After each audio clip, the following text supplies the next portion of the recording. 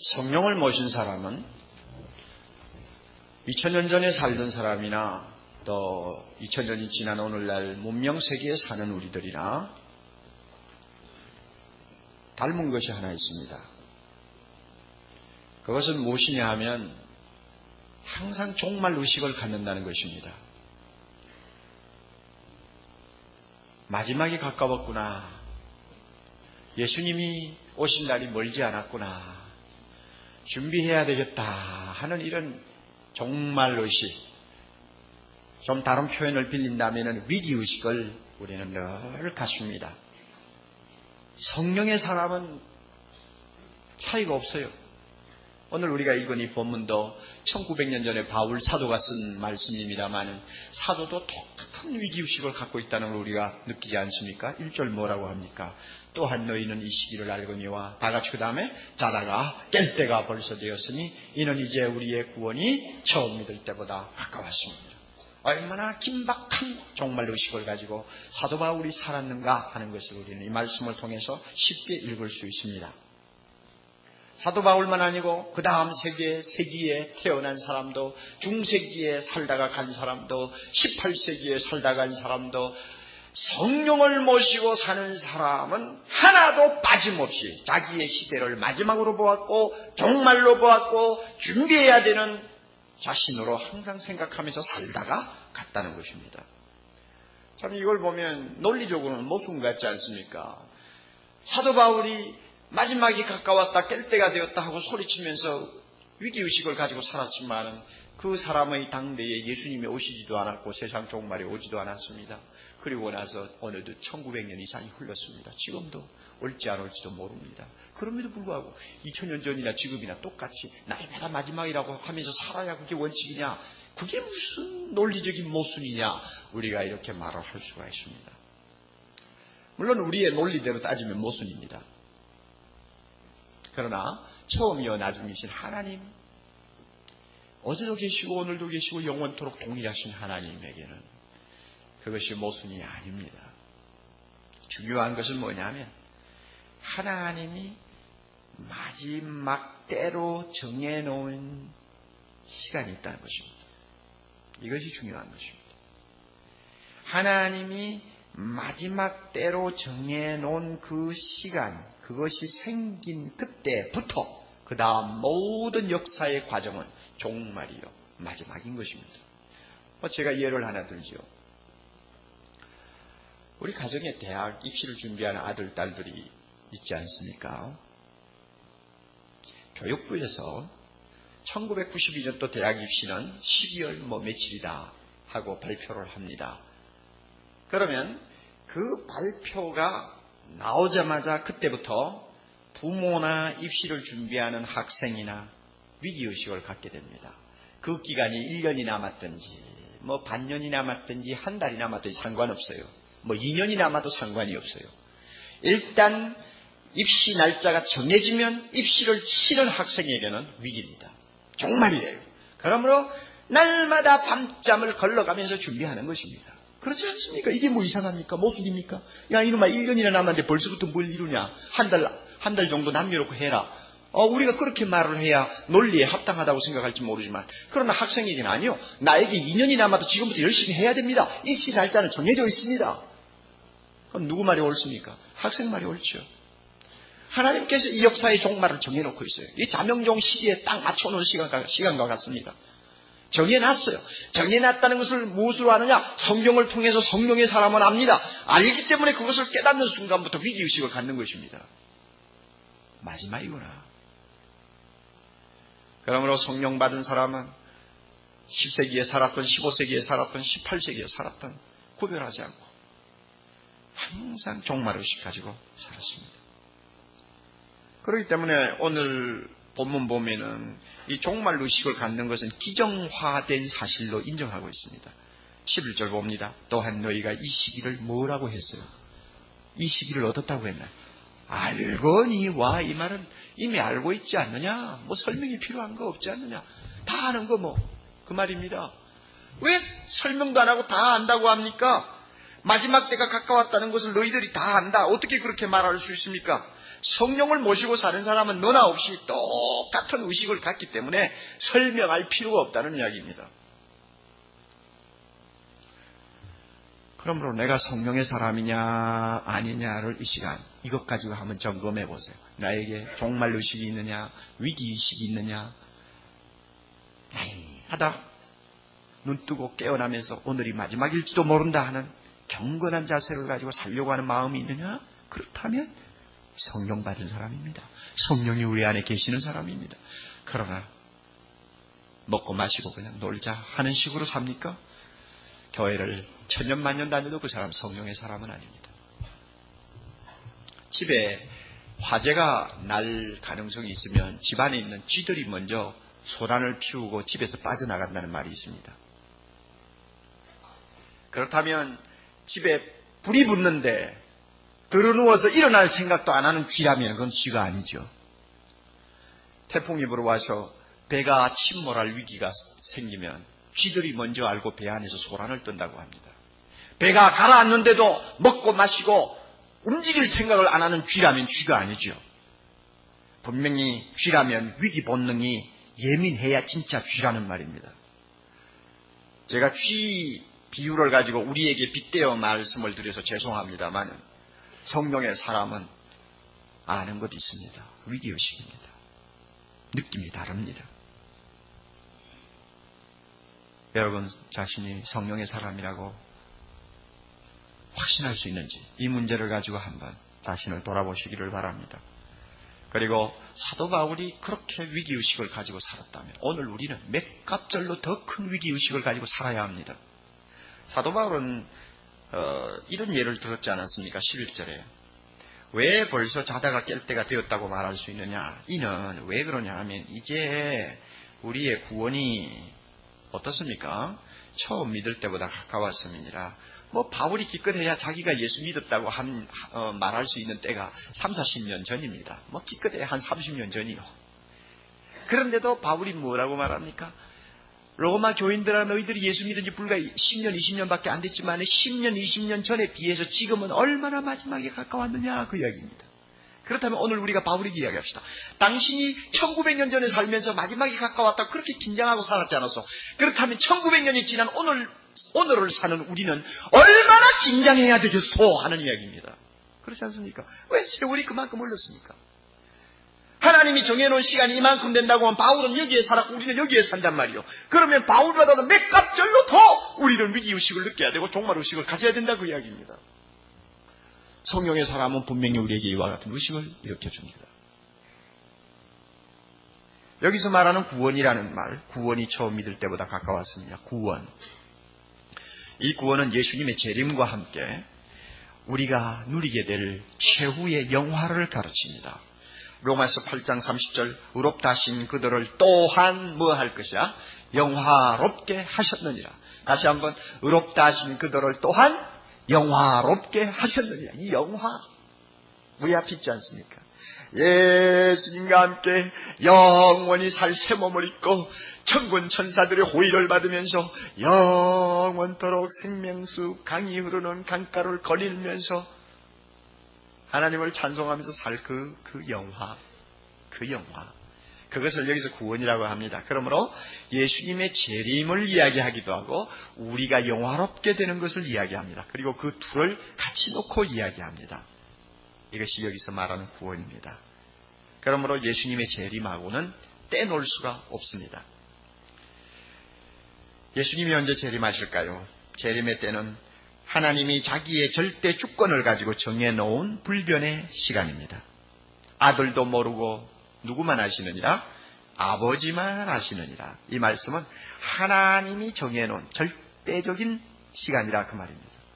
하나님이 자기 권한을 가지고 정해놓은 시간입니다. 아무도 앞당길 수도 없고 아무도 늦출 수도 없습니다.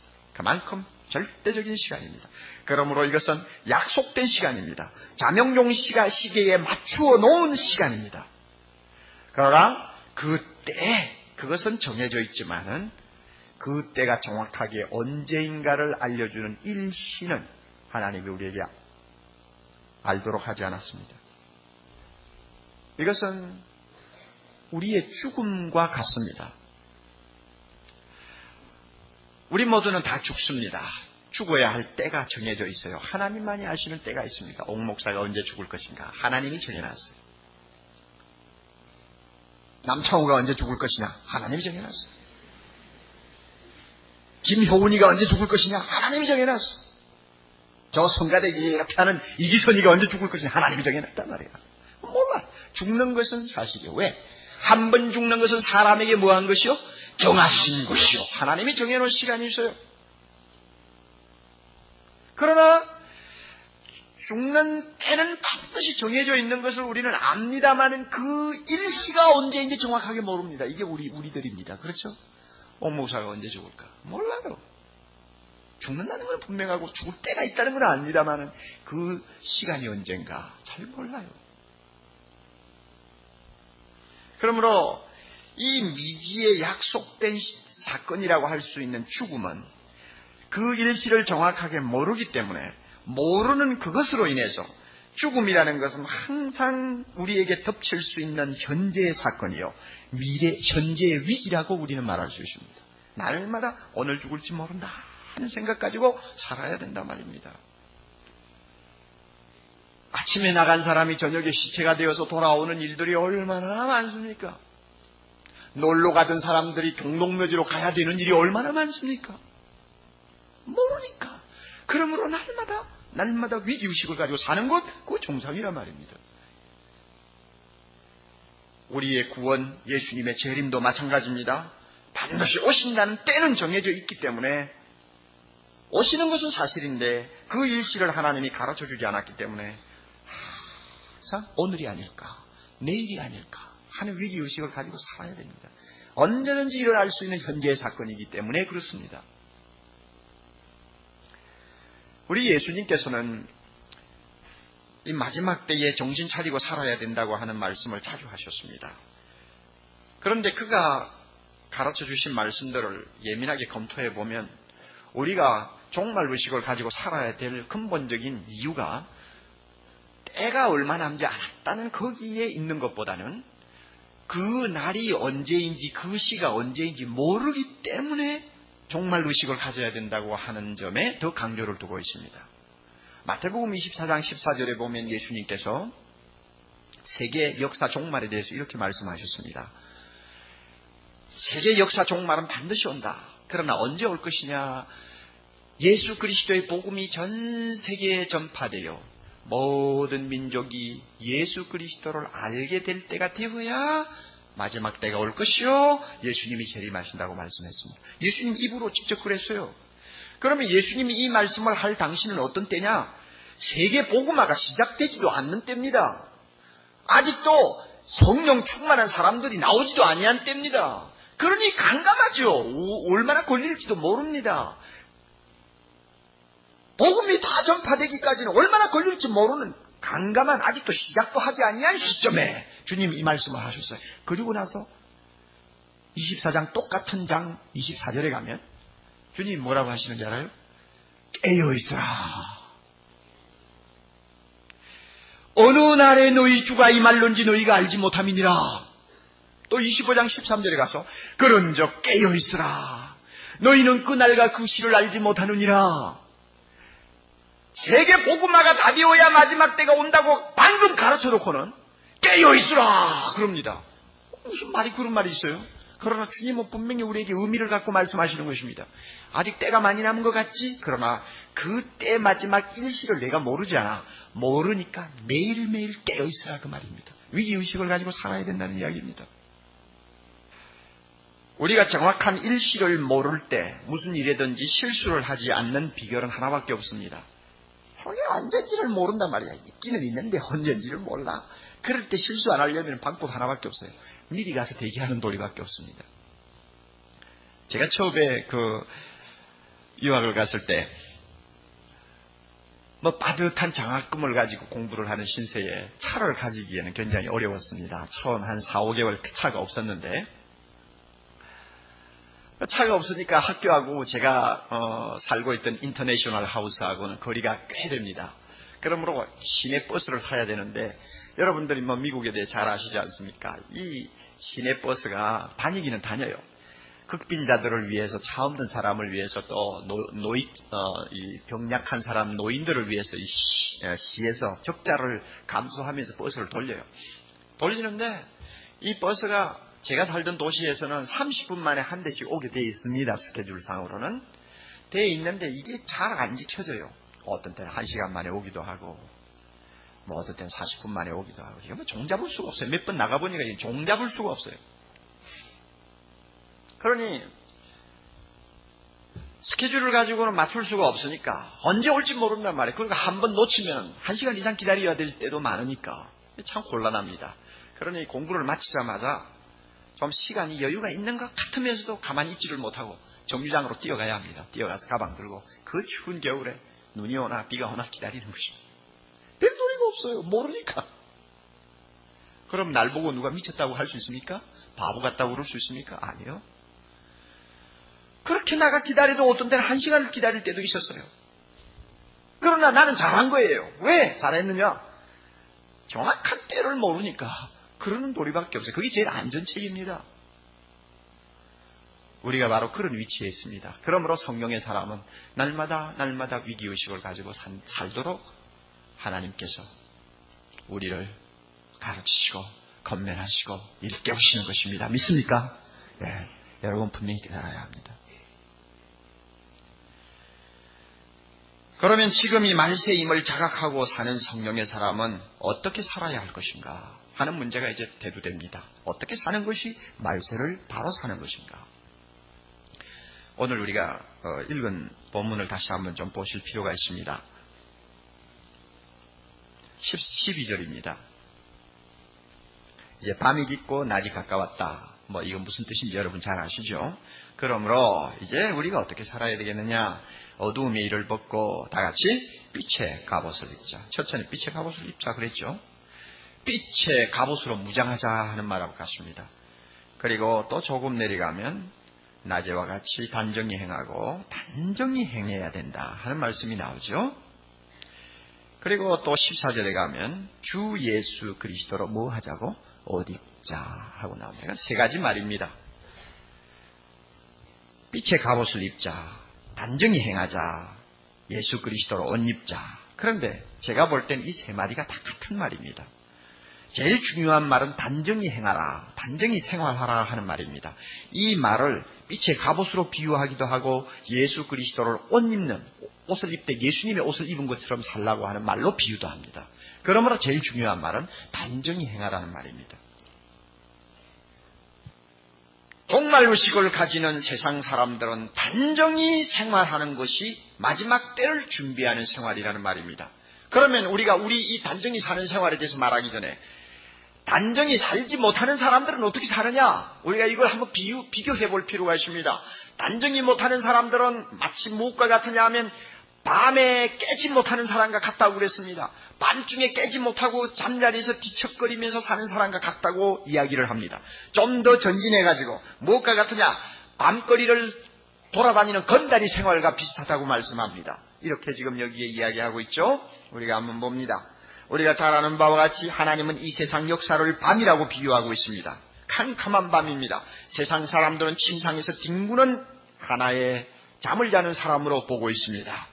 그들에게는 위기의식이 없습니다. 위기의식이 없기 때문에 그들의 영적 상태는 잠자는 것이요 밤을 헤매는 사람들이라는 말입니다. 그러므로 그들의 생활은 난잡합니다. 목적이 없습니다. 의미가 없습니다. 의미가 있어도 분명하지 않습니다. 목적이 있기는 있어도 생명을 걸 만한 목적은 되지 못합니다. 영원한 목적도 되지 못합니다. 영원한 진리도 되지 못합니다. 나름대로 무엇인가 갖고 있는 것 같지만 사실은 허무한 것이요 나중에는 자기 스스로 자포자기할 수밖에 없는 지푸라기와 같은 것들을 쥐고 그들이 실험하는 것입니다. 이것은 밤의 역사요. 밤의 역사를 사는 사람의 모습입니다.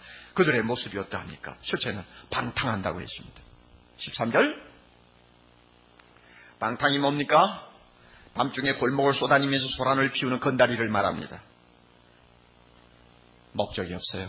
의미가 없어요.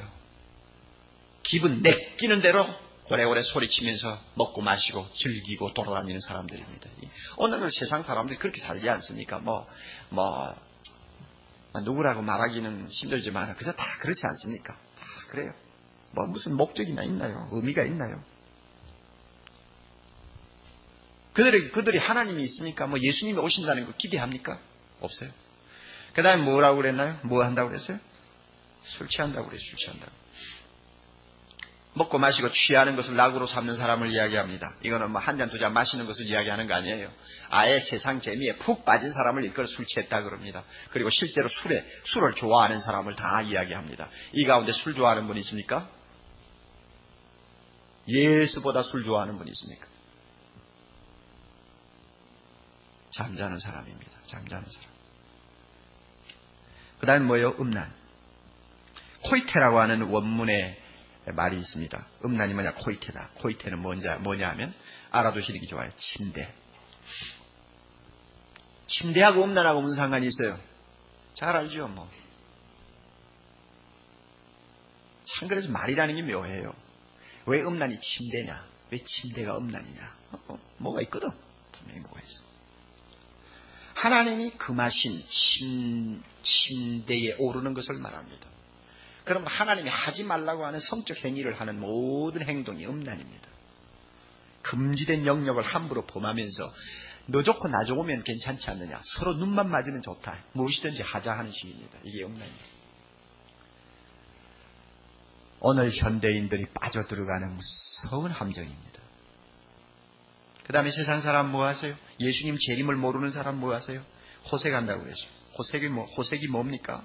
부끄러움을 모르는 얼굴에 철판을 깐 파렴치를 가르칩니다. 자기의 잘못을 감추려고 하지 않습니다. 죄를 지어도 내버란 뜻이 죄를 짓습니다. 아무리 고약한 짓을 해도 부끄러운 줄 모릅니다. 이게 호색입니다. 호색. 나가서 다른 여자하고 못된 짓 한 남자가 자기 본부인에게 그 여자를 데리고 와서 인사시키는 사람하고 똑같습니다. 여러분 잘 알죠? 그런 사람이 가끔 있다고요. 기가 막힌 사람이에요. 얼마나 용감한지 몰라요. 그 용감이 그 뻔뻔스러운 거죠. 내가 알고 있는 어떤 사람은 가정을 완전히 깨놓고 자녀들의 가슴에 칼질을 해놓고 부인이 다 죽어갈 정도로 병자를 만들어 놓고도 그리고는 다른 여자하고 살면서 번번이 그 여자에게 전화해. 그 미친 사람. 뻔뻔스럽게 짝이 없는 사람. 쟁투가 뭡니까? 난폭하고 악한 경쟁심을 가지고 언제나 자기만을 내세우는 이기주의입니다. 남을 짓밟고라도 자기만 잘 살겠다고 하는 무서운 욕망이 이 쟁투입니다. 시기가 뭡니까? 자기한테 없는 것이면 무엇이나 탐하고 비판하고 욕하고 악평하는 고약한 마음, 이거 시기입니다. 그도로 이 생각에 위기가 없으니까, 그도로 이 삶에 분명한 목적이 없으니까, 장차 누구를 만나야 하겠다는 분명한 종말 의식이 없기 때문에 되는 대로 사는 거예요. 밤 골목길을 마음대로 쏟아지면서 내일이 없는 것처럼 헤매는 건달패처럼 사는 것이 오늘날 종말 의식이 없는 세상 사람의 삶입니다. 자, 그렇다면 경건하게 단정하게 살아야 된다고 하는 우리는 어떻게 사는 것이 마지막 때를 준비하는 것이냐, 바로 이것이 우리에게는 중요합니다. 하나님의 나라 역사는 낮과 같습니다. 그러므로 낮이 오면은 밤은 점점 물러가게 되어 있습니다. 우리 앞에는 이 낮이 다가오고 있습니다. 여명이 점점 눈앞에 다가오고 있습니다. 그러므로 우리는 우리 스스로가 졸지 않도록 스스로 흔들어 깨워야 합니다. 이래서는 안 된다 하고 자기를 계속 나무라고 자기를 향해서 경고해야 합니다. 이 단정히 행한다. 이 단정이 뭡니까? 사전을 보면은 단정이라는 말은 얌전하고 바른 것을 말합니다. 그래서 이 단정이라는 말이 붙으면 우리는 이런 말을 씁니다. 포맹이 단정하다. 그러면 벌써 무슨 뜻인지 감이 오지 않습니까? 또 단정히 앉아있다 하는 말도 있죠. 그러니까 흐트러짐이 없는 언동을 말합니다. 그리고 좀 더 우리가 우리 자신에게 좀 더 와닿는 표현을 붙인다면 답다고 하는 말을 쓸 수 있습니다. 학생답다. 한국 사람답다. 답다는 말이 있죠. 예수 믿는 사람답다. 내일 주님이 오실 날을 기다리는 사람답다. 이것이 단정하게 행하는 것입니다. 내일 모레 이 세상 마지막이 있을지도 모른다고 하는 종말 의식을 갖고 사는 사람답다. 왜 나오냐? 흐트러짐이 안 보이니까. 답답. 이것이 단정하게 사는 사람의 모습입니다. 그러므로 우리의 이 단정하게 행동하는 삶은 되는 대로 사는 잠자는 사람 같은 그들의 생활과는 컬러가 다르고 벌써 겉모양이 다른 것입니다. 그들은 육신을 앞세우지만 우리는 영혼을 앞세웁니다. 할렐루야! 그들은 세상을 항상 의식하고 살지만 우리는 내생을 바라보고 삽니다. 할렐루야! 바로 우리가 다르지 않아요. 달라요. 그들은 모든 것을 다 가지고 누릴 것처럼 살고 있지만 우리는 모든 것을 다 놓고 떠날 사람처럼 삽니다. 할렐루야! 우리는 그렇게 삽니다. 뭔가 달라요. 그들은 자기를 기쁘게 하는 것이 최상의 목적이지만 우리는 하나님을 기쁘시게 하기를 원하고 내일인지 모른지 이 세상에 오실 예수님을 기쁘시게 하려고 하는 것을 최상의 생애 목표로 삼고 하루하루를 삽니다. 그러므로 컬러가 다르죠. 예수님은 이와 같이 단정히 생활하는 자를 일컬어서 이렇게 비유했습니다. 허리에 띠를 띠고 등불을 켜고 서 있는 문 옆에 서 있는 하인으로 비유했어요. 허리에 띠를 띠고 등불을 켜고 문 옆에 서 있는 하인. 주인이 오시기는 오늘 밤에 분명히 오신다고 그랬으니까 오신단 말이에요. 오늘 밤이라는 것이 도대체 초저녁 6시부터 새벽 6시까지 그 중간이 다 밤인데 언제 오실지 모르잖아요. 주님이 주인이 정확하게 몇 시라고 말을 안 했으니 오늘 밤은 분명히 오늘 밤인데 몇 시인지를 모르겠단 말이에요. 그러니까 별도리가 없잖아요. 하인이 할 수 있는 최선의 방법은 뭡니까? 등불을 일시건이 켜고 허리 띠고 주인이 왔을 때 흐트러지지 않는 모습을 가지고 기쁘게 영접하기 위해서 문 옆에 서서 기다리는 거예요. 이것이 단정히 생활하는 것입니다. 그러므로 우리는 세상 사람처럼 방탕할 수 없습니다. 음란할 수 없습니다. 호색할 수 없습니다. 시기와 쟁투할 수 없습니다. 우리는 달라요. 주님을 만날 사람답게 사는 것입니다. 어떤 사람은 이와 같은 삶을 일컬어서 made in kingdom of God라고 하는 딱지를 달고 있는 사람의 생활이라고 그랬어요. 그렇죠, 우리가? 그렇지 않습니까? 잘 몰라요. 여러분 잘 모릅니까? 무슨 말인지? made in은 알잖아요. made in 천국. 우리의 경건한 삶, 단정히 행하는 삶은 천국산 물품이라 그 말입니다. 상품이라. 그럼 세상 사람들은 뭐라고 쓰여 있나요? made in 뭐요? 세상. 그렇죠, made in 세상. 뭔가 상표부터 달라. 단정히 행하는 삶은 상표부터 달라요. 우리가 잘못 생각하면 이렇게 말세를 대비하는 경건한 삶, 즉 단정히 행하는 삶은 그 긴장도가 높기 때문에 일상생활을 다 포기하는 것을 말한다. 또 아니면 현실을 떠나서 오직 그날 주님만을 기다리기 위해서 사는 포피 생활을 말한다. 이렇게 우리가 잘못하면 생각하기 쉽습니다. 우리 주변에 이 사례를 너무 많이 보지 않습니까? 여러분, 예수님이 오시는 날을 정확하게 안다고 떠드는 사람들이 일시를 정확하게 그들이 정해놓고 볼 때 그들의 삶은 어떻게 돌아갑니까? 두 가지 말로 표현할 수 있어요. 뭡니까? 일상생활의 포기. 가정도 포기하고 직장도 내버리고 무슨 돈이냐, 무슨 출세냐, 무슨 대학 입시냐 하고 다 포기시키고 공부하기 싫은 학생들 잘 됐다 다 포기하자. 그렇죠? 다 포기. 그리고는 더 나아가서 뭡니까? 도피하는 것입니다. 현실 도피. 그래서 그들끼리 모여가지고 그냥 정신없이 그날만 기다리는 것입니다. 이것이 단정히 행하는 삶이냐 하고 물을 때 성경은 틀렸다고 하는 것입니다. 어느 부인이 자기 남편을 구해달라고 하소연을 했습니다. 그 남편은 시한부 종말론에 빠져가지고 직장 내버리고 직장에서 받은 퇴직금도 몽땅 갖다 바쳐버리고 그 다음에는 가정에도 돌아오지 않냐고 저 산속에 있는 어느 집단에 들어가가지고 뭐 하느냐, 주님을 만나려면 24시간 기도만 해야 된다고 가르치니까 24시간 기도만 하고 앉았는 거예요. 그러니 그 집단은 또 이상해가지고 조금 10월 28일 날 온다고 떠드는 사람보다 한 수 더 떠가지고 10월 10일 날 온다고 지금 거기서 떠드니까 그 10월 10일까지 그 집단에 앉아서 24시간 기도만 하는 거야. 기도해야 휴거되고 기도해야 하나님 나라 들어갈 수 있고 기도해야 예수님 만날 수 있다고 하니까 기도만 하고 있는 거예요. 그러니 그 사람 모든 것을 포기한 사람이요, 세상을 완전히 도피한 사람입니다. 정확한 일식을 아니까 행동이 그렇게 나와요. 그러니까 제가 볼 때 분명히 마지막 때를 정해놓고서도 그 일식을 우리에게 정확하게 알려주지 않고 계시는 하나님이 얼마나 감사한지 몰라요. 얼마나 감사한지. 만약에 주님께서 옥목사 죽는 일식을 정확하게 알려줬다면 저 어떻게 하겠어요? 예를 들어서 한 달 후 11월 1일 12시다. 만약 주님이 나에게 그렇게 알려줬다면 이제 한 달 남았잖아요. 한 달 며칠 남았어. 어떻게 살 것 같아요? 내가 미쳤다고 날마다 설교 준비해가 정신없이 여기 와 떠들고 있어. 다 집어치우고. 자, 좀 편하게 이날 40일 남았는데 어떻게 살까? 이러지 않겠어요? 그러니 하나님이 우리의 죽음의 날을 정확하게 알려주지 아니한 것도 이유가 있고요. 예수님이 오시는 날 세상 종말도 정확하게 일식을 알려주지 않는 데는 이유가 있는 것입니다. 엉터리로 일식을 정해놔도 사람들이 다 미쳐버리잖아요. 미쳐요, 다 미쳐! 미친다고요. 그러니 일식을 알려주지 아니한 우리 하나님을 감사해야 합니다. 할렐루야! 감사해야 돼요. 정말 감사해야 돼요.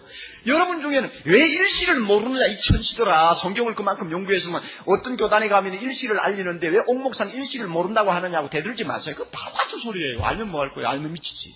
모르는 게 낫지. 그러므로 일식을 모르기 때문에 우리에게는 어떻게 사는 것이 말세를 사는 것이냐. 하나님 대답은 간단합니다. 단정히 생활하라 그랬습니다. 단정은 포기하는 것도 아닙니다. 도피하는 것도 아닙니다. 오히려 더 자기 생활에 충실한 것을 말합니다. 충실하되 먼 눈 팔지 말고 좌우로 두리번거리지 말고 내일일지 모레일지 모르지만 오시는 그분을 만났을 때 부끄럽지 않는 사람 되려고 자기 일에 충실한 삶을 사는 것이 단정히 사는 것입니다. 그러므로 여러분 사업하는 사람은 편히 해야 합니다. 언제까지? 주님 오시는 그 시간까지. 아멘. 자신이 없어요? 왜 아멘 안 합니까? 자녀 교육 시키느라고 밤낮 없이 정신없이 뛰는 우리 주부들 열심히 해야 합니다. 물론 공부 못하는 자식을 생각할 때는 입시 하루 전날 주님이 오셨으면 좋겠지만은 그거 안 될 거예요. 그대로 안 된다고. 그러므로 마지막까지 최선을 다하는 것입니다. 이것이 단정하게 사는 것입니다. 여러분의 건강을 위해서 테니스를 치는 거, 테니스를 칩니까? 수영을 합니까? 좋아요. 얼마든지 하세요. 수영을 하다가 여러분 팬티 바람으로 주님 맞이해도 돼요. 주님 팬티 보는 거 아니에요.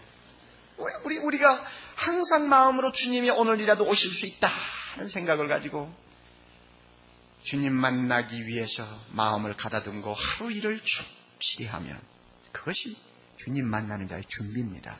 믿습니까? 믿습니까 여러분? 믿어요. 하나님은 우리 보고 다 집어 던지라고 그러지 않았어요. 단정히 생활하라고 그랬습니다. 단정히.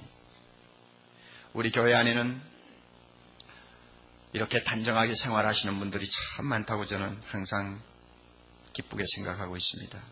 늘 종말의식을 가지고 매일매일을 산다고 저는 생각합니다. 아니 이렇게 호주머니다가 저도 있나 없나 보죠. 호주머니다 이렇게 카드를 넣고 다니면서 이렇게 외우고 또 집어넣고 또 생각하다가 모르면 또 내있고. 여러분 이 사람 깨어있는 사람이요 자는 사람이요?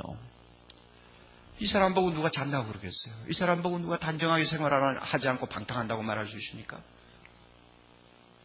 우리 교회 안에 이런 분들이 얼마나 많아요.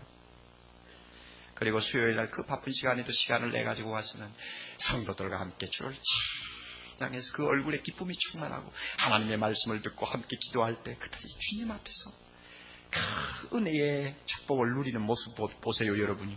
그 사람 보고 누가 잔다고 그러겠어요. 그 시간 당장 주님이 오셔도 할렐루야 영접할 수가 있죠. 밤늦게 직장에서 돌아와 다락방에 앉아가지고 말씀을 같이 공부하면서 자기 마음속에는 고통을 내어놓고 기도하면서 서로가 서로를 위로하는 그런 장면을 일주일에 한 번씩 가지는 형제가 어떻게 여러분 잠자는 사람입니까? 우리 교회는 굉장히 아름다운 성도들이 많아요. 제가 이런 분은 오늘 이 시간을 통해서 하나님이 더 큰 은혜 주시기를 진짜 빌고 또 빌고 싶습니다. 그러나 만에 하나라도 여러분 중에 위기의식이 없이 메이드 인 천국이라는 표가 없이 세상 사람하고 별 차이가 없는 하루하루를 사는 분이 계실지 모릅니다. 이런 분들을 저는 좀 이 시간 돕고 싶습니다. 아마 그런 사람에게는 먹고 즐기는 것이 아직도 최고라고 하는 방탕기가 좀 남아있을지 모릅니다. 교회는 다니지만 엄밀하게 성적인 범죄를 은근히 즐기고 있는지도 모릅니다. 교회를 다니지만 육적인 사람으로서 특징이 더 많은지도 모릅니다. 교회는 다니지만 그 생각은 철저하게 세상적일 수도 있습니다. 이런 분들이 여러분 중에 간혹 있을지 모릅니다. 이런 분들을 저는 돕고 싶습니다. 여러분, 최근에 텔레비를 통해 신문을 통해서 등장하는 이장님이라고 하는 사람 보십시오. 생매권 써가지고 얼마나 많은 사람에게 피해를 주었습니까? 가정을 파괴하고 직장에 쫓겨나게 하고 사회에서 이제는 더 이상 적응할 수 없는 정신병자로 만들어가지고 수많은 사람의 인생을 망쳐놓은 장본인. 그 사람이 자기는 휴거도 안 믿고 10월 28일 날 재림하는 것도 안 믿어요. 안 믿어요. 믿을 리가 없죠. 그러니까 매덕되는 집을 짓고 살지요. 이제 한 달밖에 안 남았는데 집이 무슨 소용이 있어요? 왜 한매체 증서를 사가지고 1993년에 돈을 떼거리로 모을 계획을 하고 사느냐 말이요. 그 사람 정신 빠진 사람 아니에요. 달러는 왜 침대 밑에 집어넣고 삽니까? 예수님 올 때 뭐 달러 가지고 나가서 뭐 하려고 그래? 자, 이 행동을 보세요, 여러분. 다른 사람에게는 10월 28일 날 예수님 오신다고 떠버려 놓고는 자기는 그거 믿지 않고 돈 벌 생각만 하고 있단 말이에요. 남 욕할 것 없어요. 우리도 잘못하면 그렇게 되기 쉬워요. 예수님 재림하신다. 날마다 입으로는 말 잘하면서 실제 생활을 보면은 침대 밑에 달러 깔아놓고 사는 사람하고 비슷해. 그렇게 산단 말이에요. 여러분 중에 그런 사람이 있을까 저는 두려운 것입니다. 주님이 오실 날을 기다리고 그분을 만날 생각보다도 엉뚱한 생각 가지고 세상을 살기가 십중팔구란 말입니다. 여러분 이런 분이 있으면 안 됩니다. 오늘 이 시간 성령께서 그러한 분이 계시면 새로운 사람으로 만들어주시기를 바랍니다. 정말 성령의 감동을 받아 예수 그리스도가 언제 오실지 모른다는 것을 늘 느끼면서 손에 등불을 들고 허리띠를 띠고 문 옆에서 기다리는 하인처럼 단정하게 생활할 수 있는 사람으로 바꾸어 주시기를 바랍니다. 이 시간 그렇게 해주시기를 바랍니다. 그런 분들을 위해서 저는 한 가지 중요한 소스를 하나 소개해 드리겠습니다. 오늘 우리가 읽은 이 본문하고 어거스틴하고는 굉장한 관계를 갖고 있습니다. 어거스틴은 예수 믿는 집안에서 태어났지만 유명한 방탕하였습니다. 유식한 방탕하였습니다. 공부를 잘하면서 못된 짓을 돌아다니면서 했습니다. 수십 년 동안 그는 그렇게 살았습니다. 20년 동안 살았습니다. 그러나 어거스틴이 드디어 어머니의 기도 때문에 회개하고 돌아왔습니다. 돌아와서 교회도 다닙니다. 성경도 읽습니다. 바르게 살려고 하는 노력도 합니다. 그러나 수년 동안 그는 과거의 습관, 과거의 모든 잘못된 생활에서 익어버린 그 모든 정신 상태에서 헤어나지를 못했습니다. 그는 고민했습니다. 고통했습니다. 그의 갈등을 그의 고백록에 이렇게 쓰고 있습니다. 그대로 읽겠습니다. 주님은 나의 낡은 옛 사람에 속한 습관의 밧줄을 당장은 끊어주지 아니했습니다. 나는 내 속으로 지금 당장 끊어버려야지, 지금 당장 끊어버려야지 하고 외쳐댔습니다. 그러나 죄의 뿌리를 뽑지 못한 나는 아직까지도 굳게 옛자리를 숨가쁘게 지키려 하고 있었습니다. 나는 다시 한번 옛사람을 벗어버리기 위하여 발부둥을 쳤습니다. 지금까지의 악을 포기하며 옛날의 내 자신을 포기하고 새로운 자신을 향하여 달려가려 하면 할수록 더욱 큰 불안과 공포가 엄습하여 나를 떨게 했습니다. 어리석고 어리석으며 헛되고 헛되며 아무런 가치도 없고 허무하기 짝이 없는 나의 옛 시절의 아가씨들이 나를 붙잡고 놓아주지 아니했습니다. 내 옷을 벗기고 부드러운 침상에 누이고 내게 달콤한 음성으로 속삭였습니다. 당신이 우리를 버리고 갈 수 있나요? 당신 없이 우리가 얼마나 외롭게 지낼 것을 당신은 모르세요? 정의들은 우리를 버리고 어떻게 떠날 수 있어요? 이렇게 그들은 과거의 나의 모습을 하나둘 들추어내었습니다. 얼마나 고민하고 갈등하는 사람입니까? 예수는 믿어도 옛날 습관은 벗어버리지 못한 사람입니다. 그래서 드디어 어거스틴의 갈등과 고민은 극에 달했습니다. 극에 달했을 때 그는 이런 말을 썼습니다. 내 영혼 깊숙이 숨겨져 있는 내 인생의 비참함이 그대로 내 눈앞에 드러났고 강한 폭풍이 내 영혼을 흔들더니 내 눈에서는 눈물이 폭우처럼 쏟아지기 시작했습니다. 나는 통곡하고 싶었습니다. 홀로 조용히 통곡하고 싶었습니다. 그래서 내 친구 알리피우스 곁을 떠나서 좀 더 호젓한 곳으로 갔고 그곳에서 아무 방해도 받지 않은 채 통곡했습니다. 나는 알지도 못하는 사이에 무화과 나무 아래 땅에 엎드렸고 내 눈에는 눈물이 폭포처럼 흘렀으니 나는 진실로 그 죄악 때문에 괴로움과 고통 중에서 부르짖었습니다. 오 주님, 언제까지 내일 할 것입니까? 왜 지금은 안 됩니까? 왜 나의 더러운 생활을 이 순간에 깨끗이 끝내지 못합니까? 하고 부르짖었습니다. 이와 같이 갈등하고 고통하는 어거스틴을 하나님은 찾아오셨습니다. 그는 이렇게 말합니다.